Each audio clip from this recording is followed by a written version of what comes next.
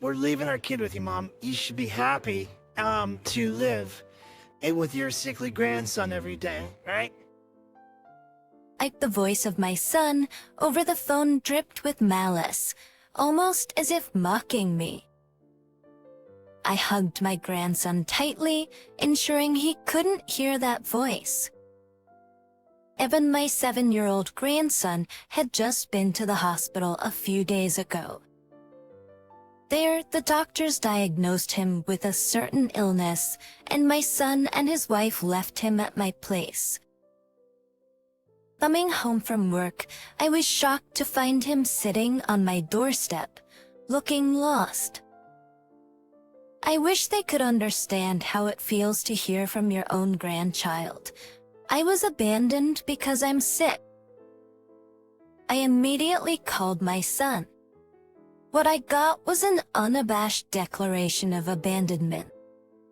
Next to him, probably his wife, my dial, cackled and said, "We don't want to catch his illness. Let the old lady with not much time left raise him." They laughed loudly and hung up.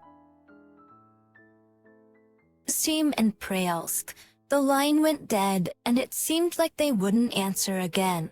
Holding my trembling grandson, I made up my mind to raise him. I'll raise him. First things first. My name is Jane. I'm 57 years old and work a 9-to-5 job. I married my husband when I was 22 and gave birth to our son Mike the following year. I'm so blessed to have such a wonderful boy. My husband beaming, holding our son Mike. Happiness, however, was short-lived. That's when Mike was just 2. My husband fell gravely ill and passed away. It was heartbreaking, but I had to raise Mike alone. No time for tears. I worked tirelessly raising Mike as a single mom. I never remarried. Fortunately, I'd been working full-time since my single days, so money wasn't tight and I managed to raise Mike alone. Now that Mike is already 34, he works in a corporate job but has always been somewhat frivolous and easily swayed. His employment at the current company kind of just happened, prompted by a college senior's suggestion. At 26, he married a woman his age, Mary. Mary had a very strong personality, and I'd never had a very good impression of her from the get-go during their dating days. For example, is at our house but never once said, "Excuse me," or "Thank you for having me." I gently pointed this out to Mary once. I said, "Mary dear, it's lovely that you visit, but I'd appreciate it if you'd say excuse me's when you enter at least." But Mary snapped back, with a disgruntled look on her face. "What? Why do I have to say something like that? I'm a guest, you know, I'm doing you a favor by visiting. I really don't appreciate being told what to do." Isn't Torah chattery and Gorton's? I was taken aback, not expecting such defiance. Mike, for his part, simply chimed in. Mom, don't be so rigid, lol," which wasn't helpful. I believe it's common courtesy to say excuse me's. Visiting someone else's home, but it seemed that it didn't apply to Mary. It looked like Mike was completely under the strong-willed Mary's thumb. After Mary left, I spoke with Mike again about her previous behavior, only to be brushed off with, "It's fine, Mom Mulal. Occurrences like these happened often, and as a result, my impression of Mary..." That wasn't good. Of course, I've often told Mike that I wish he'd be more firm. The two of them rented an apartment and started living near our house after getting married. The following year, their first son, Eric, was born, becoming my first grandchild. Children grow so quickly. And before I knew it, Eric was already 7. One day, after finishing work and being on my way home, I noticed someone sitting in front of the door as my house came into view. Who could that be? As I got closer, I realized it was Eric. Eric, long time no see. What are you doing here? Grandma, seeing Eric's face after so long left me at a loss for words due to sheer surprise. Parts of Eric's face were mottled white, and his eyes were bright red, possibly from crying. I calmly invited Eric inside the house for now. Then I gently asked Shirik what happened. Can you tell Grandma? Eric nodded slightly and began to speak hesitantly. You see, I've got a skin disease. I forgot the name of the disease because it was hard. But it's a rare disease.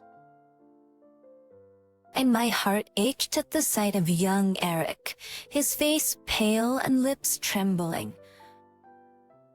My heart ached at the sight of young Eric, his face pale and lips trembling. What's a rare disease? Were you really told that? Yeah, Mom and Dad said that. Ever since I got this disease, Mom and Dad haven't looked at my face. And today they took me in front of Grandma's house, told me to wait for Grandma here, and then Mom and Dad went somewhere. I was shocked at Eric's story and quickly phoned Mike. Keeping the phone conversation from Eric, I asked him to stay and have some tea in the living room while I moved to another room. Mike, what's this I hear from Eric?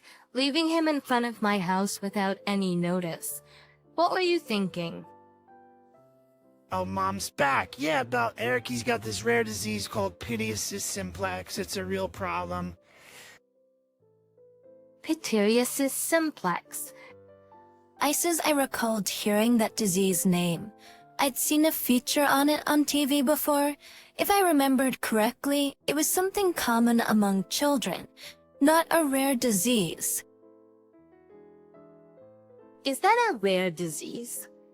The dermatologist told us it's pityriasis simplex. It's a complicated name, so it's a rare disease, right? So since it would be bad if we got infected too, Mary suggested letting Mom take care of him, and I agreed. So Mom, please raise Eric in our place. Thanks. What? Are you two even parents? That's too irresponsible. Enraged at Mike's absurd remarks, I yelled. Mr. Blake and I are still young and have our whole lives ahead of us. It'll be tough if we catch such a creepy skin disease. So an old hag with not much time left should raise him. Bye. Mike and I are still young and have our whole lives ahead of us. It'll be tough if we catch such a creepy skin disease. So an old hag with not much time left should raise him.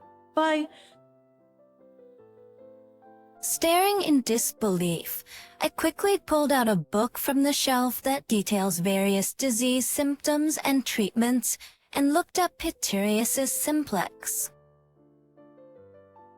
God, it's just as I thought. It's only dandruff. This is manageable. As I researched, it became clear that pityriasis simplex wasn't a serious disease and can be cured with appropriate measures in most cases. My relief quickly turned into boiling anger towards my capable son and daughter-in-law. Mike and Mary had irresponsibly decided it was a grave disease just by hearing its difficult name and abandoned their son at our home, not wanting to contract it themselves. How utterly selfish of and I mumbled with determination before heading back to the living room. Hey, Eric, who's looking anxiously in my direction, I smiled. Miss Eric, it's okay, your condition is curable. Let's visit the doctor together tomorrow. Please. Eric, thinking his condition was incurable, brightened his eyes. Yes, it's not a serious illness, so don't worry. Also, from today on, you will live with Grandma. It's okay, Grandma will definitely make you happy. Let's live happily together. Although Eric was a little bewildered, he eventually nodded and showed a smile, saying, "Thank you, Grandma."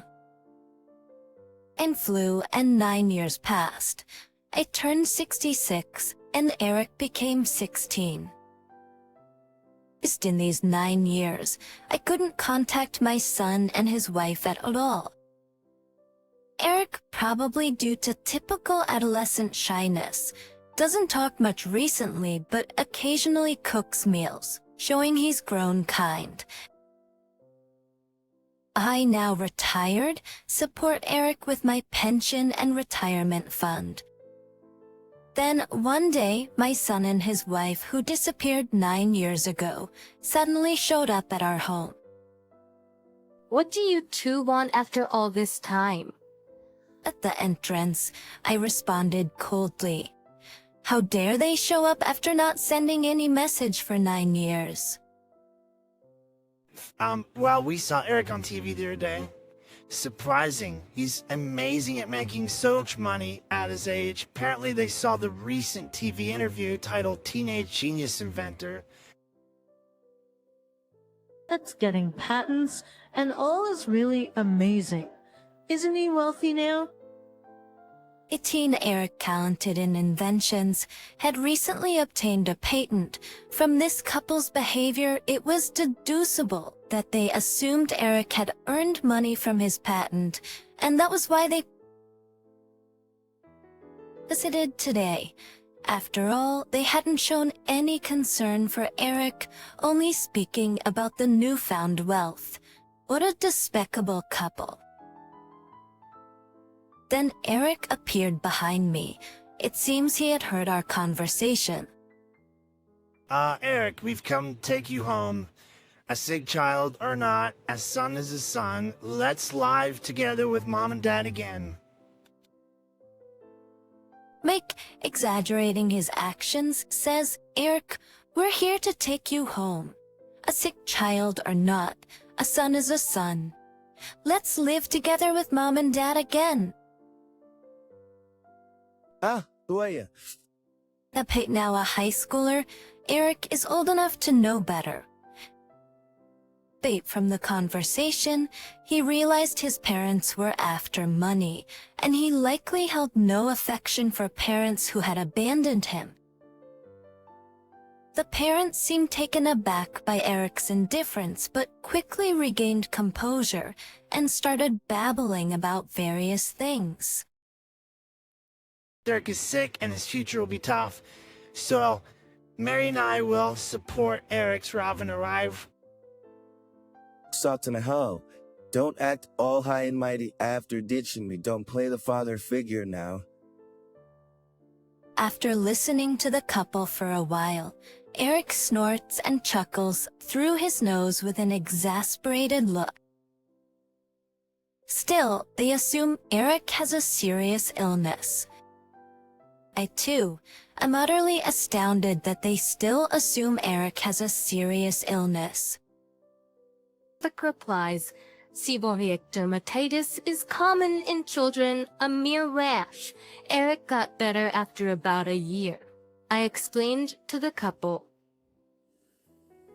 My explanation leaves the couple dumbfounded. Then suddenly Mike changes his attitude, yelling, "We've been deceived.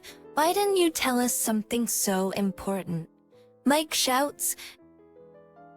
Following him, Mary curses at me. "You old kidnapper! You stole our child for 9 years. Give us back our child, you kidnapper!" Ignoring the couple squalling, Eric quickly pulls out his phone from his pocket and reports to the police.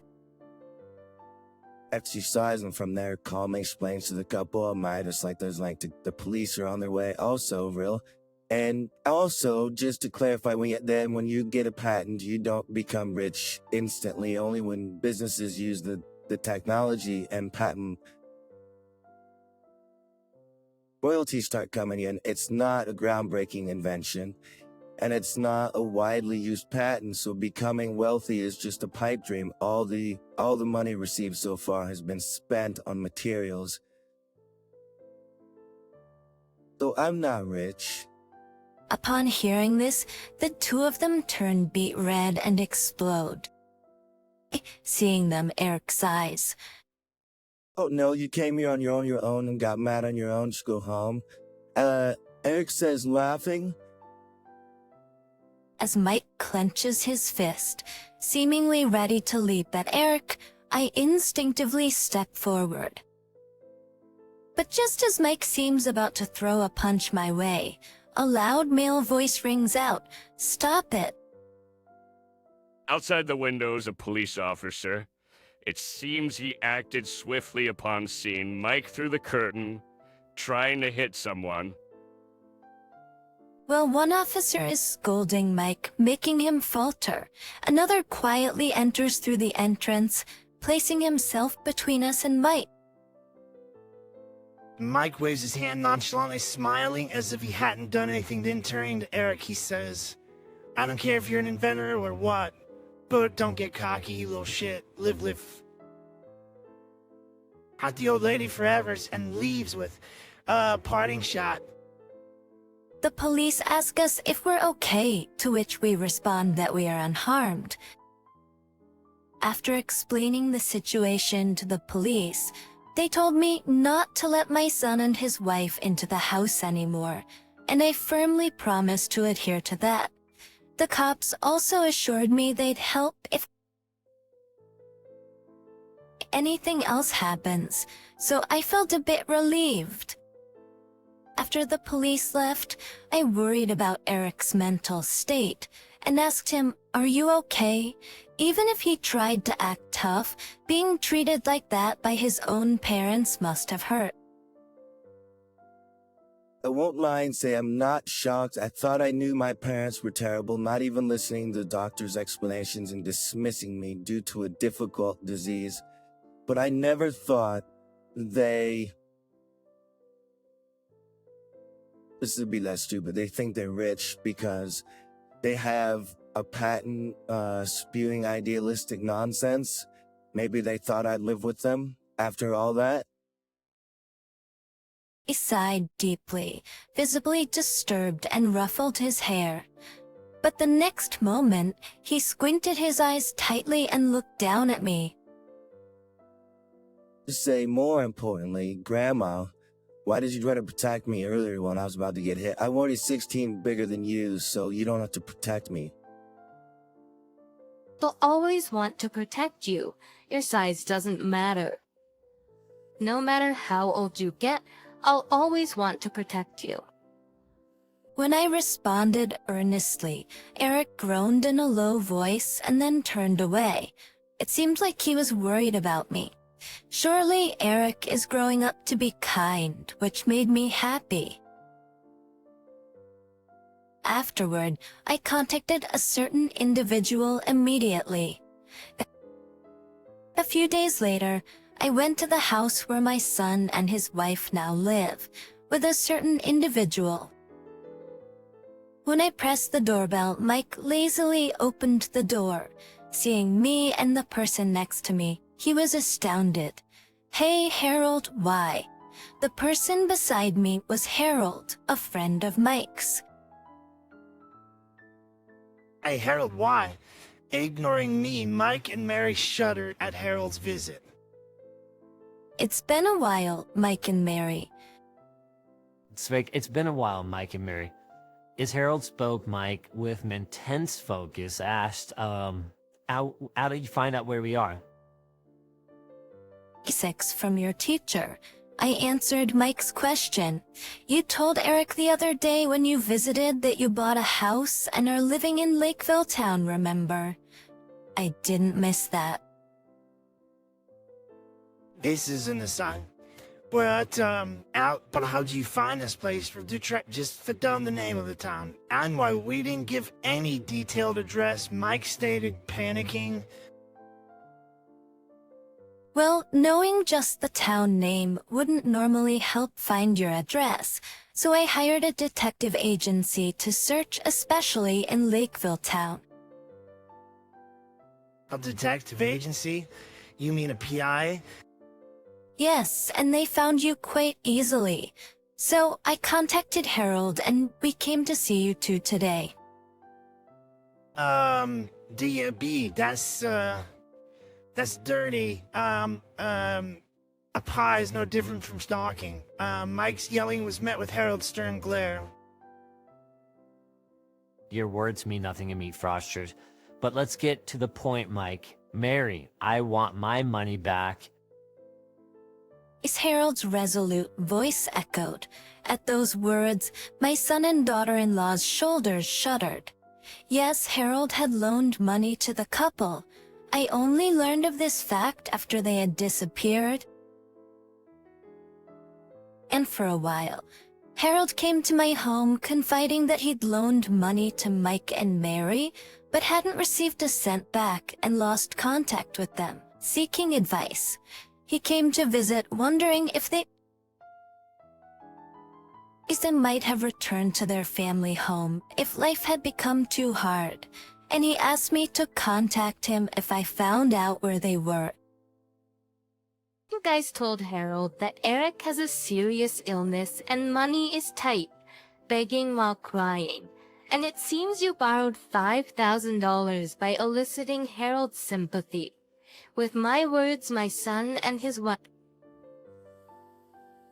bowed their heads, trembling.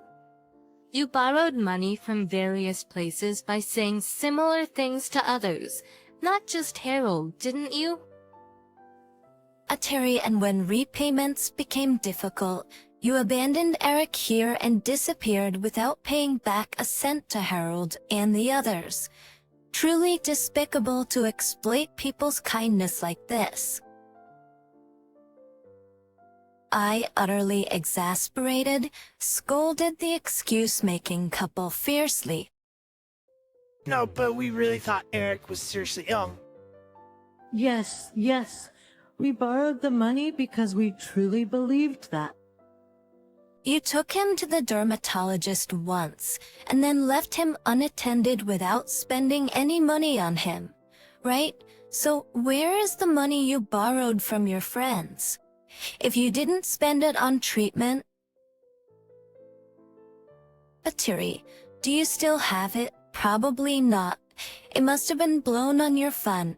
You are the absolute worst, both as parents and as people. Feel some shame? The real reason you left Eric at my house wasn't because you were afraid of catching his disease, but to default on the money you borrowed from around you, right? For several months before abandoning Eric, you often went on trips and only wore branded items, didn't you? No, but it's true that Eric's illness was creepy, and we didn't want to be with him. The couple still makes excuses, and what's more, their content is utterly terrible. I sighed heavily and told them, Eric is better off not being raised by parents like you. He might have developed a twisted personality because of you two. I'm glad Eric grew up to be so kind and respectable. The couple wore an unaccepting, sullen expression.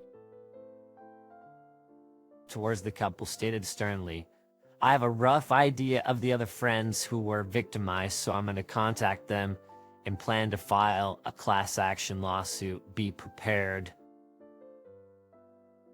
Edgar's sliding year. A lawsuit? Wait, isn't a lawsuit an exaggeration as you gonna? exaggeration, where if you're saying you'll pay back all the money borrowed from me and others right now, it's a different story. But you've spent all that money, haven't you? At Harold's question, the couple can't utter a word. I never dreamed I'd be betrayed by a long-term friend like Mike. I fell into mistrust of people for a while after you disappeared. I'll never forgive you too. I also told the couple, don't worry about Eric. He's already a high school student and can think for himself to a certain extent. I also told the couple, don't worry about Eric. He's already a high school student and can think for himself to a certain extent, so please don't contact him, pushing away any connections. Several months later, despite being threatened so much, it seems that Mike and his wife still hadn't repaid the money. The couple was sued collectively by the people they borrowed money from. Amply, the amount was less than $10,000 per person, but with 10-20 people, it seems they could not see an end to repaying the debt. It was said that the couple had to sell their house, which Upsakin and Tations Pramley. They had only bought a few years earlier. However, since they had a mortgage, most of it disappeared into mortgage repayments, and the small remaining portion also disappeared as compensation money. Even though it's their most valuable asset, it was unbelievable to give up their residence. However, it seems that Mike and his wife decided to sell the house because they were going to press into my house. I realized that sometime after the lawsuit. Hey, our old home is gone, isn't it? What's going on? What do you mean? As the sign says, I sold the home and land. Can't you see? Yes, I had decided to sell the house and land even before my sons were sued. When I asked the real estate agent, it seemed better to demolish the vacant house and sell the land because empty house. It's sure hard to sell these days. Following the advice, I demolished and listed my house, and due to its good location, it sold immediately. The money was used for moving with Eric. Actually, Eric had been attending a quite distant high school, and it was a long commute from that house. So now we have moved closer to his high school. Oh, then where are you living now? We sold our house, so we don't have a place to live. Let's live together at Mom's house, so tell me the address. There's no way I'm telling you. One of the reasons I sold the house and land is because I want to cut ties with you guys. I won't tell you where we're living now, and I'm blocking your number. Don't contact us again. But that's too harsh. It's you guys who are harsh, isn't it? It seems like you're not reflecting at all. It's you guys who are harsh, isn't it? It seems like you're not reflecting at all, but you should look at your own words and actions a bit and reflect. That's all I can say as a parent. Well, goodbye. Saying that, I hung up and set their number to be blocked. The misplaced son and his wife somehow found a shabby apartment to live in, but it seems they are living quite a hard life. After that, I consulted a lawyer hired by Harold and reconsidered my relationship with Eric. Until now, I have been raising him as a grandmother raising her grandson. However, now that Mike and his for having a bad influence on Eric, so I thought about whether I could legally become his parent and make Eric my son. if approved, when I pass away in the future, the inheritance will need to be split half and half between Eric and Mike. It would also be effective to prevent Mike from running away with all the money. It decided to confirm Eric's feelings. Eric, I want to adopt you, not as grandma and grandson, but legally becoming parent and son. What do you think? Of course I want to respect your feelings. Is in response to my question. Eric was silent for a while, then said, "Yeah, I want to officially become your son." He smiled shyly. After confirming Eric's feelings, I contacted the family court with the help of a lawyer. Due to Mike and his wife's bad behavior, it was relatively easily approved. Actually, Eric being 16 years old probably had a big impact. Eric and I successfully adopted each other. Eric is still in the middle of puberty, but I'm very happy that he chose me over his real parents. Eric, who is good at inventing, challenges various things every day, and I am enjoying his growth and living a peaceful life.